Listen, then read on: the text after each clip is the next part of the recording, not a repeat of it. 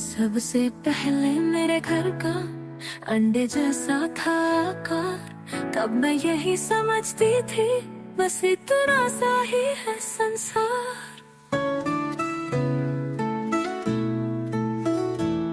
फिर मेरा घर बना घोंसला, सूखे तिनकों से तैयार, तब मैं यही समझती थी बस इतना सा ही है संसार। फिर मैं निकल गई शाखों पर, हरी भरी थी जो सुकुमार, तब मैं यही समझती थी बस इतना सा ही है संसार।